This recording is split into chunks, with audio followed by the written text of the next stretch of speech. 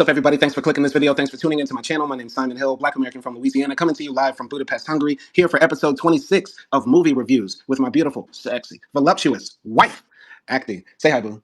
Hi, everyone. I'm AKDI. Let's review this movie. Let's go. So today we're doing episode 26, like I said, and it is on Ferrari, the 2023 film, a biographical sports drama directed by Michael Mann and written by Troy Kennedy Martin. Michael Mann has been making movies for a while. He often does biopics. Some of his other movies have been Ali, the movie about Muhammad Ali starring Will Smith. He did Collateral with Jamie Foxx and Tom Cruise. He did the Miami Vice movie, Public Enemies. He's been making movies since like 1980. His first movie was The Thief. Muhammad Ali is definitely on the list. He also did Last Mohicans, which I didn't see, but I've heard good things about it. But yeah, have you seen any of his other movies? No, I think this is the first movie I've seen of him. Okay. All right. Well, the movie stars Adam Driver as Enzo Ferrari, Penelope Cruz as Laura Ferrari, his wife, Shailene Woodley as Lena Lardy, Enzo Ferrari's mistress, and several other people. But those are like the main characters, really. We don't have to dive deep into everybody else. But we watched the movie last night, and it didn't feel like 2 hours, even though it does have a 2-hour runtime. I liked the car races. I felt like more could have been done telling Enzo's story. And I was conflicted watching the movie because I feel like other movies that talk about, successful capitalists, people who, did the impossible and made millions of dollars and changed the world or changed an industry, they show the conflict in these characters. And this movie is about a flawed man, but his flaws are sort of like overlooked or accepted. But I don't know. How did you feel after we watched the movie? Yeah, I mean, I felt the same. Like, it didn't feel too long, but it did feel like, mainly like the main character, Enzo Ferrari, was lacking some like conflict within himself. Like, yes, this is a movie about like a capitalist leader, but it felt like, they showed him in a way that he was just a capitalist for the sake of being a capitalist. Like, he didn't have any additional like conflicts, or we didn't know that much about his past life. So for me, like, the depth was missing in this movie. Yeah, the entire movie is about his company is almost on the verge of bankruptcy, and he has this race that he has to win so people will be excited about his cars and buy his cars. But there's never that explanation on why he wants to win so much. Like when we think about other movies like The Aviator or Scarface or any movie where somebody is fighting to succeed, Book of Clarence, right? There's a motivation for that drive, and I didn't understand what was Ferrari's motivation, which makes it hard to like sympathize with the main character because he's just treating his wife bad, telling his drivers they have to drive until they die or something, like stuff like that. And you're like, where does this come from in you? You get what I'm saying? Yeah, definitely. Like, all of the things like he did throughout the movie towards any of the characters, like even towards the woman that he loved, like his mistress, and his son from his mistress, it felt like he was doing it like for his benefit in a way. Because even with like the family that he loved, he was sort of like lying to them and stalling them. Now, we should probably separate the character from the movie because maybe that really was Enzo in his real life. Like he was just a sociopath, all about me, right? So we should separate the two. But it would have been nice if they explained that part, maybe. If he was a sociopath, just tell us that. You get what I'm saying? But let's talk about the acting. I really think Penelope Cruz kind of stole the show. Her character reminded me of the girlfriend in the movie Blow, the story about George Young. You and I watched this movie a long time ago. It's about the guy who's trafficking marijuana across from Mexico, and he becomes like the biggest drug dealer. And Penelope Cruz played his girlfriend in the movie, and I really thought she was going to have like the same character arc as in that one, like the woman who gets cheated on or hurt and then betrays a man. But that's not really how it turns out. But I liked her acting. What did you think of the acting in this movie? Yeah, I liked the acting in general. Like, I thought Adam Driver's Italian accent was good. I didn't feel like, he was an American trying to fake an accent. Penelope Cruz was definitely like, one of the very good actresses in this movie.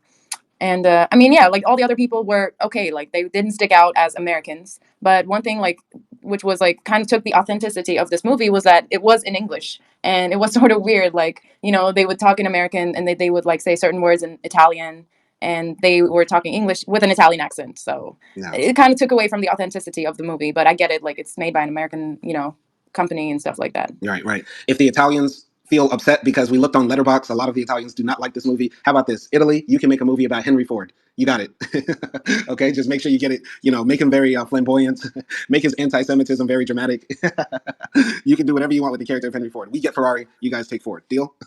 I think their movie would be really good. Yeah. I have a feeling.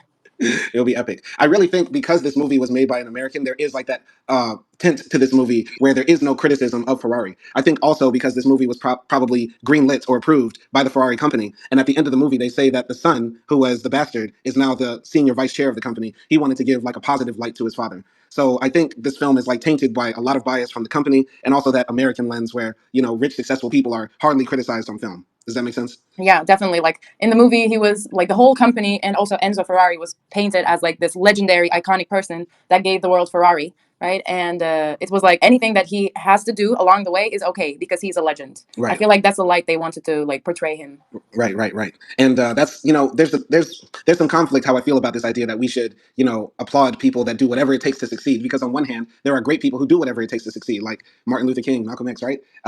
But if you're doing that just to sell fancy cars to the King of Jordan, are you really a hero? Are you really somebody we should admire? You get what I'm saying? Yeah, but also like there's a difference because it depends on like who you're sacrificing, what you're sacrificing. Like if you're sacrificing something from yourself, if you're sacrificing like your freedom, your money, or like people in your family, like maybe I can understand that as a sacrifice and that would be noble. But if you're sacrificing other people, which I feel like what Enzo was doing a little bit, not really like he didn't have any harm to himself, but rather like people around him were dying. Yeah, people Uh, around him were dying and getting abused, like his wife. yeah, yeah. So like he didn't really give up anything from himself, like the other characters. Hmm.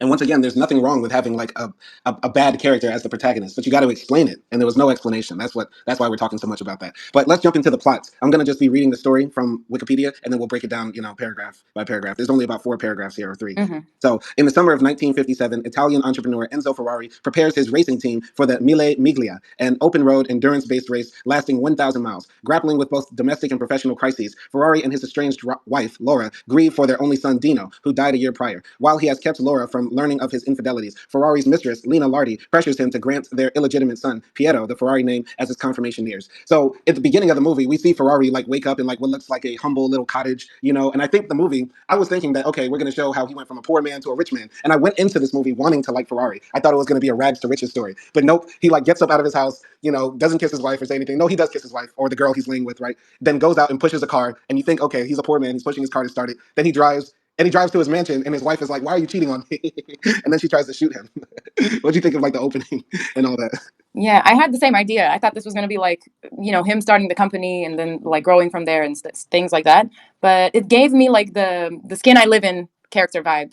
Like, it was just like, okay, like he's doing all this. He's like ruthless and he doesn't feel sorry for his wife. I was like, he didn't realize his wife was holding a gun. Mm-hmm.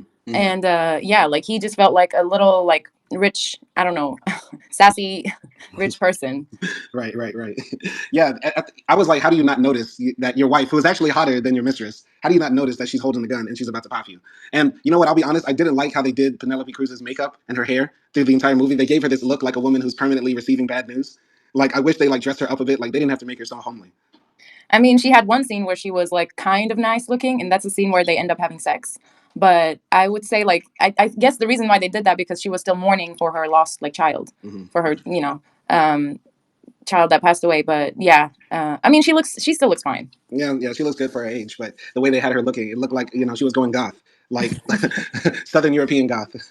Wow. But yeah, anyway, so Enzo like goes to the graveyard and he's mourning his son, and this is like one of the only times he like breaks out of this cold character into like somebody who has feelings, and he is mourning and talking to his son about how he wishes he was here and stuff like that. At first, I thought that his son died in the war because in the background of the story they're talking about how after World War II, Ferrari was rebuilding his company. His company was bombed by whoever, and now he's rebuilding. And I thought his son died as a soldier, but no, he died from a disease. What did you think about him and his scene at the gravesite? I mean, yes, I like that scene. I wish they had more scenes like that where he was like sharing his thoughts with a dead person because at least we get to know like what he's thinking and feeling inside, and he actually gets emotional. And I also thought like his brother dying in the war, and I think they also mentioned like two of his best friends who were also his drivers dying like a month ago or something like that. Mm-hmm. I just felt like wow, like this guy has a lot of death around him. Like Right, this right, cannot be like good. right. He's like I don't know, and he's still like kind of cold, like has his poker face while Mm-hmm. he just had all those tragedies not very long ago. Right, right. Like a lot of Europeans that survived World War I and II and stuff like that, he probably saw death all around him. And now that we're speaking about it, I can maybe put the pieces together onto how his mind was working and why maybe he was so cold and callous to people. So now that you say that, it makes me think like that. But still, there should have been more like explanation into that instead of us having to guess why he is this way. Yeah, I mean, yeah, but still, like, okay, his brother died in a war. He can't control that. And his son died because of a disease. He can't control that. But, like, his two friends died because of, like, racing. So, like, Mm-hmm. you should feel some guilt about it, at least, because they are your best friends. I mean, that's how they described him. Like, he said, my friends and not, like, my workers. Right, So, right, right. Speaking of racing, there's a scene at the beginning where Ferrari goes to his office and his accountant comes up to him and says, your company's about to go under. You need to start selling more cars. Maserati is selling cars. All the other car companies are selling cars. You have to start it too. And he's like, I don't sell cars I don't race to sell cars. I sell cars so I can race. And Ferrari's whole thing is all about, he wants to race. He used to be a driver, but he stopped and now he's making cars and stuff like that. And once again, I went into this movie thinking that it was going to be inspirational because, you're like, yeah, the drive to win, the drive to succeed at any cost. But where's the explanation for that? Like, we sort of have to piece together. He was a racer. He really loved competition. He was hella competitive, stuff like that. You get what I'm saying? I think yeah, like I think maybe like his idea of his business comes from like a little bit from his personality because he is that guy who like just lives to win a little bit. That's what I got from him. And also like there's that scene after he goes to the cemetery, they're in church and like the car is racing, but they're at the same time they're in church and this pastor is basically saying like if Jesus lived today, he would be a mechanic Mm-hmm. and not a carpenter. And I felt like Enzo thought like of himself a little bit like Jesus when it comes Mm, to car racing. that's Like very. how come like he would be a mechanic and then Enzo is there also like looking teary eyed or something like that. I feel like he does have a big ego, which is fine. Like most capitalist leaders do have a lot of ego and they're ruthless. Yeah. In fact, speaking of the church scene, that was a very interesting scene, and I wish there was more exploration into that because they're trying to time how long it takes for people to get sacrament at mass, and they're trying to compare that to racing time. Like, how fast can a car go around in the loop at the same time people take the bread and blood of Christ and stuff like that. And that was interesting. And I think he went to the mass because that was supposed to be the workers' mass, and they were using religion to try to make the workers, be harder workers and see themselves in the company and in this car culture and stuff like that, which is fascinating. Once again, this movie is very interesting on how capitalism manipulates so many different parts of society to make people worship that leader, that capitalist leader, and the products they make. You get what I'm saying? Yeah, I mean that happens today, right? In some like with some companies, with some campaigns, they use people's like religious beliefs in order to sell more products. Mm. So Mm. I mean, yeah, it's been around. Yeah. Yo, I really wish this movie was made by an Italian because I feel like a lot of the Italian directors are big lefties, if not communists, and they would, criticize Ferrari to the T. Like, they would go off on him, especially Yeah. about what happens later in this movie. So continuing on, there's this guy who's constantly like stalking Ferrari. His name is Alfonso de Portago, and he like chases Ferrari down when he's like caught in traffic. He shows up at his office. He's like creeping around every corner. He's like, "Come on, man, let me race, let me race, let me race." And one time he meets Ferrari at the racetrack while one of his racers is testing a new car, and Ferrari says, "I don't need a new driver." And then as soon as he says that, his driver, has a horrible wreck, flies out of the car, dies, and then Ferrari, instead of saying, "Oh my God," he turns to Bertago and says, "I'll see you on Monday." What And did you think? What did you think of that scene? that was just like insane. Like he didn't even flinch. Like what the hell? Like I thought like okay, I guess he sees dead people every day. Like I guess he sees people dying every freaking day, Mm, like doing the race thing, and mm. that's why like he didn't flinch because like a minute ago you were talking to this guy and now he's dead, and it's because of like your car because your car broke down. In that part, it was kind of like because of the car, right? We Yeah, didn't yeah, see yeah, any other yeah, reason. yeah. So it's like have some I don't know have some respect for the dead, bro. I have to say though, the one thing I did like about this movie was all of the car racing scenes. I mean, I can appreciate a good, fast adrenaline pumping, type of shot like that where the car is just racing by, whizzing by. You hear the sound of that engine. I used to have a Ford Mustang GT, so I used to love revving that thing up. And I got a passion for muscle cars and stuff like that. So if I ever get money, I'm gonna buy a muscle car. So I really do like those scenes. But it was wild how Enzo was acting when people were dying around him. There was just no care, no care. Yeah, I don't think I can allow you to buy one after seeing this movie. No, I'm not gonna race it like Enzo. I'm not doing all that. I just like the style and the aesthetic. Yeah, I mean, I'm not a big car person ever. Like, I don't even know. Like, if you show me like a very popular car, I probably wouldn't even know the model or the brand or whatever. Mhm. But yeah, I mean, I can appreciate like I really like the crash scenes because they were like super realistic. Yeah, and they also did Um, it a little bit in slow mo. So like the car yeah, would fly in the air and you'd see it slowly, but then it crashes down. It's great. yeah. I like the crashing scenes. Like the driving scenes, like they're okay for me because, like I said, I'm not that interested. I don't really find like the voice of the engine like that entertaining. Honestly, I just think about the environment and how we're destroying it Oh while I wow. hear the sound. Oh So wow. I'm not that big of a fan of like car races. So Okay, Greta Thunberg. I'm just saying, it feels to me like, a bit empty, like this hobby of car racing. I mean, cars are what they are. They're modes of Yeah. transportation, but they're also art form. They're also pieces of art. A beautifully designed car, a well-running car, is a beautiful piece of human ingenuity. That's how I view it. You get what I'm saying? Okay. Okay. But Matt Villainy jumped into the comments. He says it's an investment acting. Shout out to Matt Villainy. He suggested this movie, and yeah, any car that's over 20 years old of a certain make or model becomes a classic. So if you can keep a car running well and maintain it for 20 years, it does become an investment. But they do depreciate when you first drive them and take them off the lot. So Okay. I mean, I can appreciate like a good classic car. I'm just saying, I don't understand the racing part. yeah, yeah, yeah. So let's go here to the second paragraph of the story. Meanwhile, in the wake of the groundbreaking development of the team's Formula One car, Ferrari's manufacturing company is suffering from severe financial hemorrhaging. Faced with no other choice, Ferrari must merge with a sister company to continue doing business. However, Laura owns half of Ferrari shares, and in order to move forward on deals, Enzo must convince Laura to sign the entirety of the company over to him. A resentful Laura demands a check of $500,000, which will bankrupt the company. if she cashes it. Laura confirms her suspicions that Enzo has been having an affair after finding where Lena and Piero live in the countryside outside Modena. Enzo agrees to write the check and trust her to wait. What do you want to say? I mean, I think like until we get to this point, we see also the relationship between Enzo and Lina, sorry. Mm-hmm.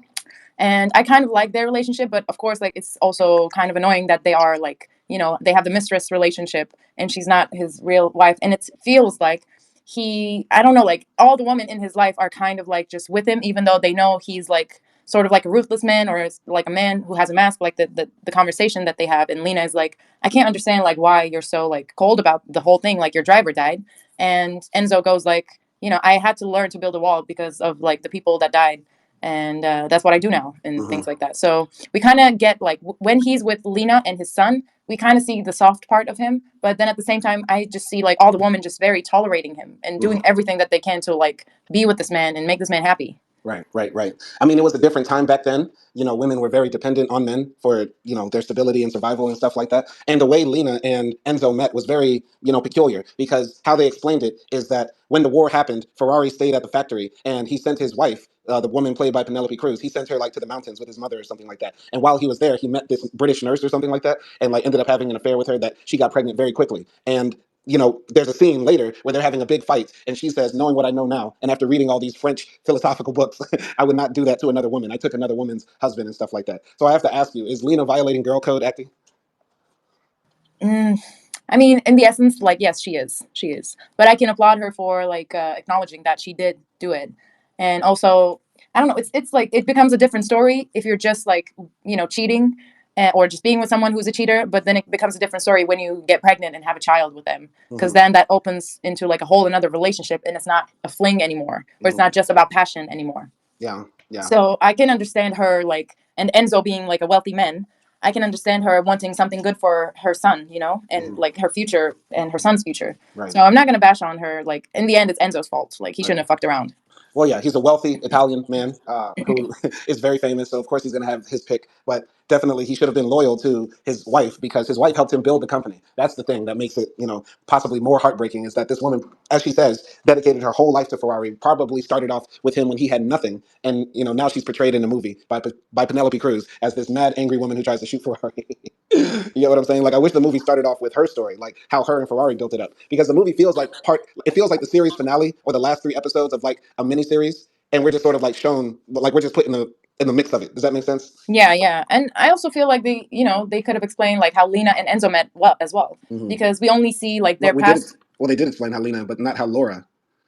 I know, but like even with Lena, I'm saying they only showed that part when she told her she was pregnant. Mm-hmm. She told him she was pregnant, Mm-hmm. and that's the only part that we really saw. Like we didn't really know what happened, but yeah, I would want to know more about Laura as well, definitely, because she's a boss bitch. She was like a savage, and I really liked her up until the end, and we'll talk about that later. Yeah, yeah, yeah. But I really thought Laura was a very smart woman and shrewd because she said, I want to make this deal with you because we're partners, we're equals. And she was constantly fighting to be treated like an equal. So when she demands the $500,000 and knows that it's the axe that hangs over his head, I thought that was very smart. And I was rooting for Laura the entire time to actually have like her come up in some justice for her. But yeah, do you have any other comments about Laura? Yeah, I mean, yeah, no, she definitely did the right thing, because the right thing is not to leave the man right away when you find out he's cheating or he has a family in the other part of the town and things like that. The right thing to do is plot against that motherfucker and then like take him when he's in his most vulnerable state, because that's Mm, what he did to you. So wow. go Laura. I Go Laura. applaud her for that, being a smart woman. All right. By the way, Mad Villainy jumps into the comments. He said Lena was a concubine.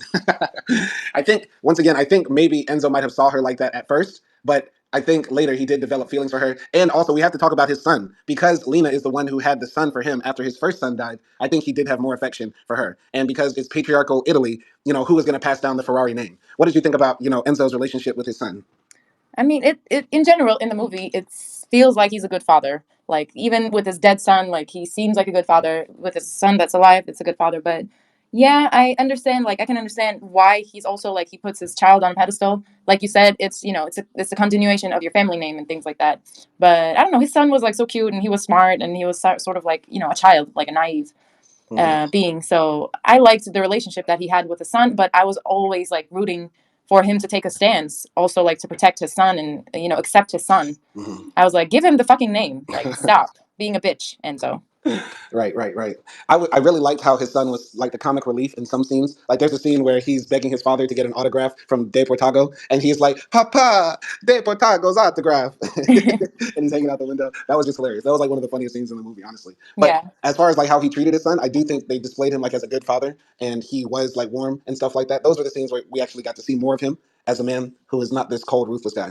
But I wish, and I don't, well, I don't remember exactly, but there was a scene where somebody says, "Our son died, and you want to replace him with another one. Your driver dies, and you want to replace him with another one." So, I don't remember if that was in the review or if that's something Laura said. But either way, it sort of seems like a pattern in Enzo's personality to just sort of, replace people.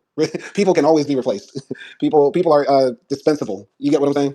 Yeah, definitely. I don't know. I think like maybe like I'm gonna try to understand Enzo, and I'm gonna say like okay maybe because he's seen or he has experienced the worst of deaths, like losing a child, and also I would say like losing a brother as well is pretty bad. So like because he experienced those, maybe he's thinking like any other horrible thing that happens, it can be like there can be life continuing after that because nothing will be as horrible as that. Mm, And I felt like his son, yes, like he sort of replaced his son, but like he said, when in their fight, like just because you have another son doesn't mean you love the other one any less. mm, And also like doesn't mean you didn't mourn for the son that died. You know what I mean? yeah, So it's exactly. kind of like weird to compare those two, I Hmm. would say, but I definitely think like his second son gave him hope to keep on like working and living and having that joy in his life. Yeah, definitely. Matt Villainy jumped into the comments. He said, "Nah, Laura should have left him. Plotting against him would have made her no better than he is. An eye for an eye leaves the whole world blind." No, fuck that. Well, how do you respond to that? I'm sick of men doing stuff and women has to be just like, okay, well, you're a bad person, so I'm gonna just leave. No. Mm. Sometimes we need to be the bad person. Not all the time, but sometimes like you guys need a lesson. Right. I think it would be okay if somebody just cheats on you. Yeah, just leave him. Don't try to get revenge. But we're talking about business and money, and the thing is, Laura built that thing from the ground up. So what's she supposed to do? Just take a $500,000 check and live the rest of her life? Like it'll be very hard for her to be stable and secure after all she knows is working in a car company. And we see her throughout the movie making phone calls for Enzo, handling deals for Enzo, making sure the money is okay. And so yeah, where's she supposed to go after that as an older woman? Who can't have children. So I don't know. I feel like not if she did decide to break Enzo, I wouldn't be mad. That's what I'm saying. Yeah, I mean, yeah, I think he did the right thing, probably like not leaving him right away. Hmm. But I don't think she's the type of woman that really cares about all that much money. But Mm. I can understand like her wanting to get her share because she worked so hard for it. Yeah. It's not really. I don't think with Laura it's not the same with Enzo because it feels like Enzo just wants to win and win and win and have more and more and more, where Laura just wants to have what she deserves, Mm. Mm. That's if that that's a makes great way sense. of And putting she it. wants to be taken seriously and she wants to be equal. Hmm. And I think that was her fight, and it was different than Enzo's. Definitely, definitely. All right, so moving on. I remember there was a scene where after after Enzo's first driver dies and he replaces him with De Portago, he confronts all of his workers who were criticizing him, and he walks up to them and says, "Who said that I was a dictator or an assassin?" And one guy says, "Me," and he says, "You got to go." Who said that I was an evil son of a bitch? And the guy says, "I was just quoting the Pope," and then he says, "You got to go." Who said that I killed a man on purpose? And then he just points at a random person and says, "Get out of here," something like that. He starts firing all of the workers that criticize him. And then after that, there's a scene where he goes up to a journalist and says, "I want you to write a fake story. Write a story that I'm going to sell my company to Ford or whatever, some other car company." I categorically deny the story, but put it out there so people can pay attention to what my company is doing. What did you think about those two scenes? Yeah, I mean, at this point, because he didn't feel anything when his driver died, I wasn't expecting him to, you know, care about his other workers or any other people in the world, really. So that was like not surprising, but yeah, it just showed like another side of like toxic leadership, toxic capitalist leadership. Like you can Hmm. be replaced once again Yeah. because it's like everyone wants to work with me because I'm one of the best in the world and I'm like coming up. And obviously, nobody knows that he's about to go bankrupt. Hmm. Hmm. Yeah, I thought it was crazy. Like once again, this movie had a lot of stuff to work with. Like I feel like now people are past this stage of looking at movies of these ruthless capitalists or these guys who do whatever to win and see them do horrible things to other people and saying, yeah, that's what you got to do to succeed. Like I feel like we've moved past that in like the culture and society because we can see this in a movie like The Aviator or Scarface and root for that. But it's different because Enzo, as we see in the movie, didn't come from the bottom. He just sort of transports into the world as this rich man in the business suit, wearing the sunglasses, dictating everything else around him. So when he fires the guy, you probably feel bad for him because, like, man, this guy's got a family, he's got kids, now he's got to look for a new job. And when he's manipulating the media, you're like, okay, so the rich capitalists are the guys who make fake news. Like, we're not going to support this guy. We're not going to like Enzo when he has all this power and he's doing evil things like this. You get what I'm saying? Yeah, definitely. I mean, I do think the world has lost a little bit of hope in the good guys, but I do still there's still like that notion where like if you have something as a mostly good person, because I think we now kind of are realizing that there's no only good or only bad, because most of our heroes did bad things too. But I feel like now what's important to people are is like what you have really inside your heart or something like that, you know? Really, like, where does it come from? Like, if you did a bad thing, where does it come from? I feel like people are now sort of realizing that duality in, you know, others, in our heroes as well. Yeah. But with Enzo, they didn't really explore that much of the good part, except like with the scenes where he's with his son, Right. or who he was before. Right. So Enzo then, introduces the press to all of his new drivers. He got Deportago on the team and like four other aristocratic guys who now joined the team. And the crazy thing is about race car drivers is that a lot of them are like, very wealthy guys who are risking their lives to do a sport that's sort of like not really athletic at all, and just requires you to be a bit psychopathic and not care about consequences, which is crazy because if you look up who the guy Alfonso de Portago was, he came from a very wealthy family, as did all of the other guys. So I want to ask you, why do you think these wealthy rich guys want to race cars? And is it just to sleep with models in Monaco? Is it just to do coke in Switzerland? Like, what do you think?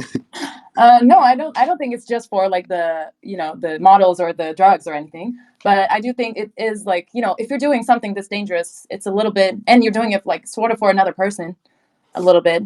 It's just maybe they don't really have anything else that they care about in their lives that much, you know? Mm, Because why else would you sort of risk your life and other people's life to, you know, do something like this? Like, it's a hobby, right? Like, it's almost like a hobby. mhm. So it's kind of crazy to me to understand or to make sense of why anyone would choose this like profession, uh, especially like if they're privileged people. Maybe it's the adrenaline. Maybe they're adrenaline junkies, but I don't know. What do you think? I think it's like you said, for the adrenaline. It's also for the glory, and it's for the models in Monaco. I That's what it mean, comes. yeah, maybe like I do think like men do think about being remembered a lot. I Yeah. feel like men do value that, like being remembered in history. So Mhm. maybe it's also that too. You know, if you're the number one racer in the world, you're probably going to be remembered. You're going to be remembered, and you're going to have cat falling from the sky. And there was one of the drivers who was actually like dating a actress, right? One of the most famous actresses and stuff like that. And Enzo tells him no actresses at the hotel and stuff like that. And yeah, so these guys were just in it for the poo-tang, for the cootie cat, I would say. Wow. But yeah, let's go to the rest of the story. So as the Millet Miglia commences in Brescia, Oh, 1 second. Sorry, there was like the scene that I liked. So this is after Laura learned about Lena, right? She discovers it, and then she discovers from the bank paper, and then she goes there and she realizes that he has a whole family. And then they go to this opera where Laura doesn't want to go, and she's like, I don't want to go. So Lena goes, but she's obviously like not with Enzo. But they're watching this opera, and they show us their faces, and then I guess that this is how I interpreted that, like it took us what they were thinking in their head. So, for example, like Enzo was thinking about his son who died, and Laura, like in their, you know, when he was like 2, 3 years old or something. And they even show like the mom, and the mom was like, I think the mom saw like his son who died in the war. They showed like Lena, and Lena remembered the time when she told him like he was pregnant. Uh, and I forgot what Laura saw. Laura Uh, saw, Enzo and her son Dino dancing, or like Enzo was entertaining her and her son while they were in bed. Mm. Okay. So that's what Laura saw. Okay. But yeah, I thought that was interesting. And that was like one of the only times where they sort of like showed us the past a little bit. But I wish the movie had more flashbacks than that. But I like that scene with the opera and the song. It was like sort of nice. Like I think that's my favorite scene of the movie. I don't know. Right. Let me ask you, what would you do if you showed up at my mistress's house? If you found out and you pulled up? Oh God. Oh, I don't know. I don't know. I don't want to imagine that. I would probably try to do something like Laura, but I probably would not be able to like keep my silence, and I would just want to like shout at you and you know like ask you like why you did it and things like that, because Uh-huh. it would like eat me alive really. Wow. But I don't know. I don't know what I would do. It's too hard to tell and imagine something like that. Okay, all right. It's different what I would do than pulling up at your manager's house, kick down the door, waving the 4-4. All he heard was "Top, don't hit me no more." Wow. Matt Villainy jumped into the comments. He said, "By the way, I agree with it is more advantageous for the lady to stay through minor transgressions. I was just taking the piss. It's 7 in the morning there. Shout out to Louisiana, man. It's 7 over there where we are. It's about 1 p.m. I don't think we said that it's advantageous to stay through minor transgressions. No, I mean you should leave whenever you don't like the relationship anymore, or if somebody really breaks your heart. But in Laura's case, she got cheated out of her time, life, and money. That's how I feel. Yeah, So sometimes it's not that simple because other factors like come in. yeah. What's another thing about that scene with Laura? And so the crazy thing about that opera scene is that Lena was in the building, but she was somewhere in like the back, while Enzo was like sitting in the front of the auditorium and stuff like that. I like that scene too because it did show the past and how Enzo did connect with his son who passed away.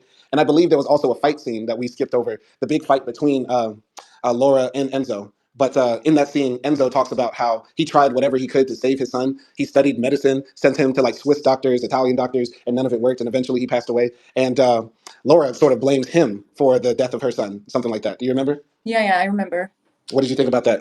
I mean, I would say it's not that uncommon for, couples to sort of go their separate ways when their kid like dies, because sometimes, like this case, it's, if they blame one another, or it could be also like Laura couldn't save his son too, right? So Mm-hmm. it could be like Laura projecting that sort of like thing that she feels for herself onto Enzo, because Mm-hmm. like Enzo said, like if there's a sickness, sometimes you can't do anything. Mm-hmm. And like he took him to the best doctors, and nothing happened, because that's just like illness and sickness. And I think, like as a mother, you feel like all your duty in life is to protect your child, and if you Right. can't do that, then that's gonna like crash you. So I think Laura was projecting a little bit. Um, I somewhat agree. I feel like Enzo is a control freak, and how he tried to bring his son back to life by doing whatever he could. He said, "I was the engineer who was going to bring my son back to life," and he couldn't do it. So I think he relished or let go of that control. Right when his son died, he sort of let go of that. But he's still going to try to control everything in his life and put the pieces back together. And so I do think there is some truth to the idea that Enzo did replace his son with the other son, even if it wasn't intentional, even if they were born at the same time, or something like that. Like Enzo is always thinking of backup plans and plan Bs and stuff like that, rather than a control freak who's always wants plan A to go through. And I think Laura in this case felt like, because my son died, I have less value to this man, even though I am the one who helped build this company with him. That's a big factor as to who I am as a woman in this relationship with this man in this patriarchal society. So that's my opinion. Yeah, I mean, I can understand that, because like, yeah, Laura founded this company with Enzo, and they want an heir to their company that they both worked for. Mm-hmm. So, and she had that, but then yeah, they lost it.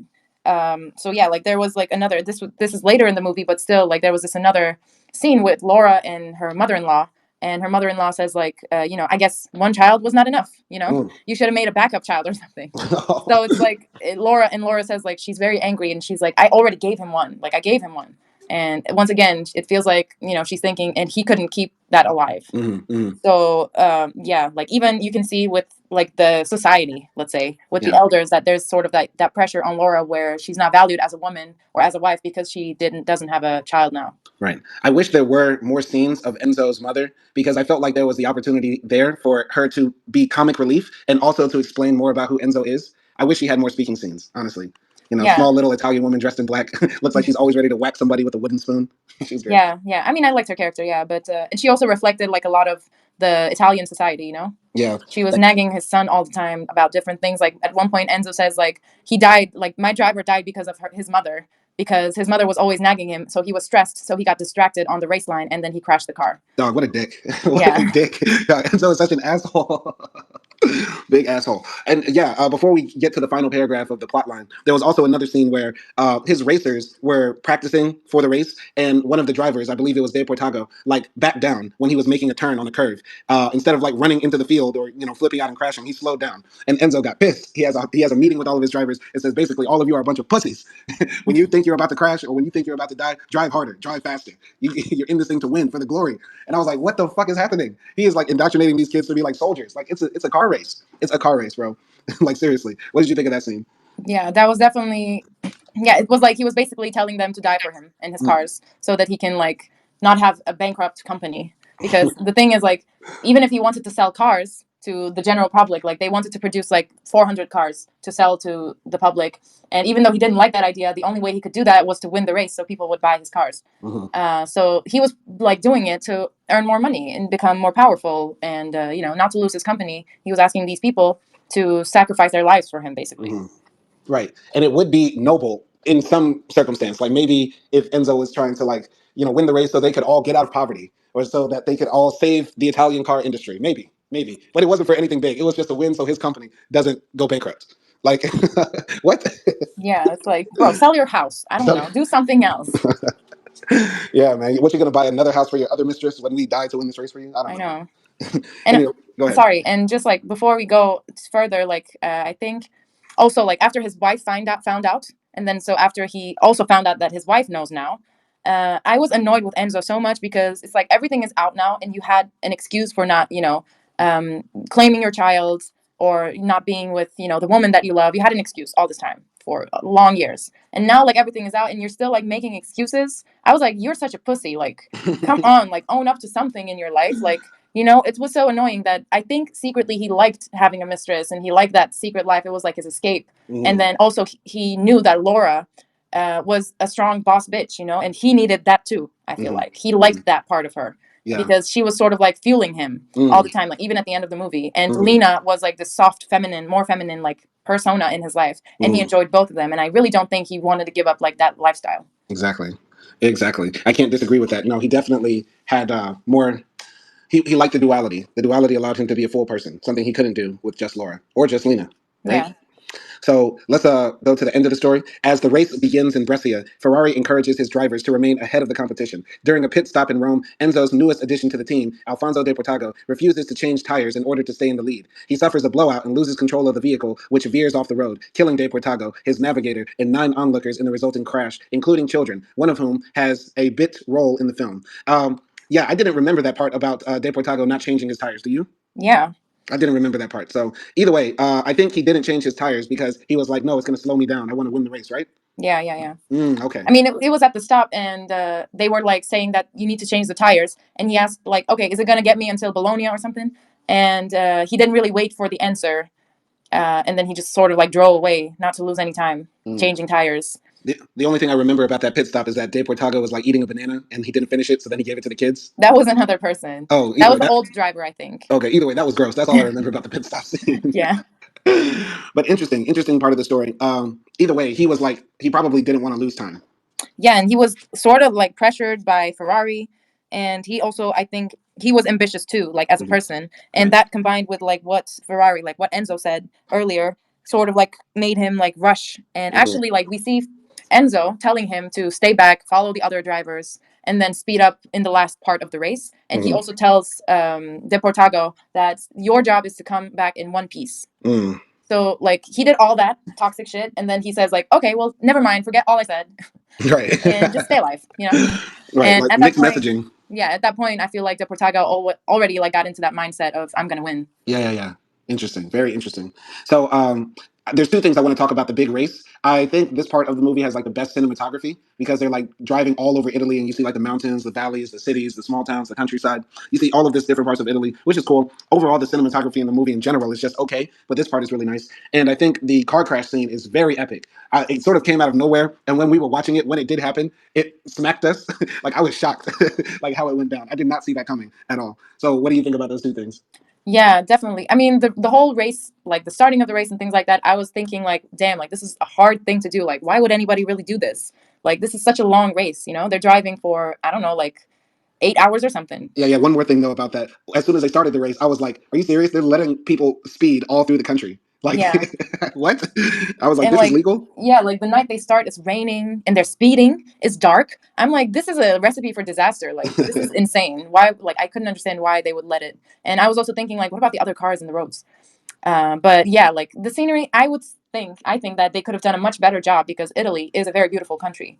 So, but I guess the focus was on the cars. I don't know, but I feel like there could have been like shots where you have the contrast of machine and like natural beauty because it Mm, was like there was the scene where they show the mountains as the cars pass and it's mm, silent and you can't hear the cars in that scene, but I feel like if we heard the cars and that loud noise the cars were making, it would have made an impact. mm, So like things like that, I do think there could have been things that could have been better, mm. but That would have been interesting, like hearing the echo of these cars in this mountainous valley. yeah, Yeah. because it was like this empty mountain that they Hmm. shot. Hmm. But yeah, that's what I thought. And about the crashing scene, I think yeah, like it was one of the very best scenes. Like the vision of De Portago, like he knows it was really sad because we see him smiling and he's like, I'm gonna win this. And Hmm. then like 1 second later, because of a thing in the road, he flips and he's dead. Like that was such a shocking scene for Yeah. me. And it was really sad. And then also the way they showed like all the people who died, like there was a man cut in half Yeah. and there was like a foot and like just lying on the street and things like that. It showed like how accident was like so brutal. Yeah, I think the way they set it up too, because like they're driving through this village, and this family is like eating dinner, and the kids run outside because they hear that the race cars are coming, and the wife is like, "Oh, these kids are obsessed with cars," and then the husband runs out there too, and we think he's obsessed with cars too, but he goes out there just to pick up his one child, but his other son gets hit by the cars along with all the other people, and that was really sad. And I think it's kind of poetic in a way that Enzo is upset about the loss of life of his son. Meanwhile, he puts so many other people's sons in danger, and sometimes even takes their lives, which is deep if you think about it. He Definitely. he took away another man's son.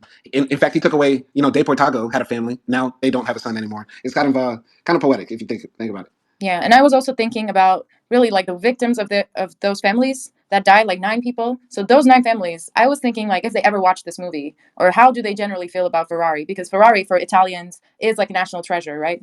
And it's like world famous. So like how I was thinking like if I lost my child in a race, by one of the Ferrari's like drivers, basically, I guess I would be like protesting my whole life Yeah. to like take down Ferrari or something. And if I saw this movie, I don't know how I would feel. I would feel like, I would kind of feel annoyed, honestly. I don't know. Very. In fact, when we think about it now, at the end of the movie, they don't show the names or say the names of the people or anything like that. No Yeah. pictures. It's just at the end of the movie, they just say, Ferrari's son now owns the company. Laura died in 1988. Enzo, Ferrari is now the largest company in Italy. I was like, what the fuck? So we're skipping over 9 souls that were just transported out of here. Yeah. Yeah, that was like I felt like it was very sort of insensitive Yeah, to yeah. like all the, victims that died there because it is a crazy way to die. Yeah. By the way, Matt Villainy jumps into the comments. He says Michael Mann is known for his action films like Heat, Last of the Mohicans, and one of my favorite Tom Cruise films, Collateral. He also did Ali, and we want to ask you, Matt Villainy, which one do you want to see first, the Muhammad Ali review or Collateral? I haven't seen Ali or Collateral, and I believe I saw Heat back in the day. So, yeah. Speaking of the crash, it was horrific how it was done. After when it happens, and Enzo finds out, he finds out at the same time that he won the race. So the guy, one of his drivers wins the race, but then he also finds out De Portago dies. The media comes out there and asks him a bunch of questions, and he says to the media, "You want the villain? Here I am." It was like, whoa, whoa, whoa. I was like, all right, the movie is just laying it all bare now. They're laying it bare that like we should not like Enzo, and this made me think: why did anybody think this was a good idea? Did they really think that this movie was going to make people like Ferrari more, or make people want to buy Ferraris? Because now I'm just going to get a Corvette. I'm going to get a Lambo. I'm going to get something else. But what did you think about his reaction to winning the race and also the death of Portago? I mean, you don't know what people are going to think about the movie really because they tried to make him look like a powerful man, and sometimes people really like adore powerful men without like kind of ignoring the fact that they are sort of heartless, or I don't know, like in Enzo's case it's sort of heartless because we see him going to the crime scene and he's like, yes, like of course he's sad, he's not smiling or laughing or anything, but he's sort of like, we see him looking at the car and getting tear-eyed rather than looking at the victims or talking to the families or whatever, like, and they come out and they're like, we came here to pick up the car. Wow. Like, I'm like, okay, like this is insane. And he doesn't even ask about the Portago, like, and someone says, oh, they took out Portago like earlier or something like that. So it's like, okay, like, do you have to be that much of son of a bitch? I don't know. Yeah, that was insane. They said we're here to get the car. Meanwhile, like baby's ears are like thrown in a tree, and a woman's leg is like in a bush, and they're like, "We're here for the Yeah. car." I mean, with the media, I can understand like because it wasn't his fault. Like he finds out later, one of his engineers says like looks at the wheel, because they're examining it for the police, and he says like this couldn't have been the wheel because something must have like punctured through the wheel for it to have like this deep of a cut. So I can understand like him getting upset at like the at the reporters and things like that because it wasn't in the end like it wasn't his fault, but it's just like this guy is like lacking humanity or something. Total I don't know. humanity. Total humanity. And also, he finds out at the same time that Laura took the $500,000 check and cashed it, and that bankrupted the company. So technically, Ferrari is dead and done. So he shows up at the house, and Laura is there, and she says, "I didn't take the money so I can run and leave you after finding out you had a bastard son, you killed people, you're an evil sick man. I didn't take that. I took the money so you can pay off the journalists so that they can write good stories about you, Enzo, because I love you. And the only thing I ask is that you don't give your bastard son our name." And that's when I threw my hands up in the air and I said, "I'm done. I'm done. I'm done with this movie. We're manipulating the media. Women are upholding, capitalistic patriarchy. Like, what is this movie trying to say?" I was like, "Oh no, Laura, you had your chance. You had your chance to save humanity from this narcissist, sociopath, and you decided to bow down to patriarchal white supremacy. Goddamn." I know it was so disappointing because we were rooting for Laura. We were rooting for her, and yeah, she sort of disappointed us. She gave in. I don't know. I don't think it was because she was in love with him, but I think she was trying to just keep his son's memory alive by having this company alive. I don't know. Like, I just don't really think she's in love with him anymore.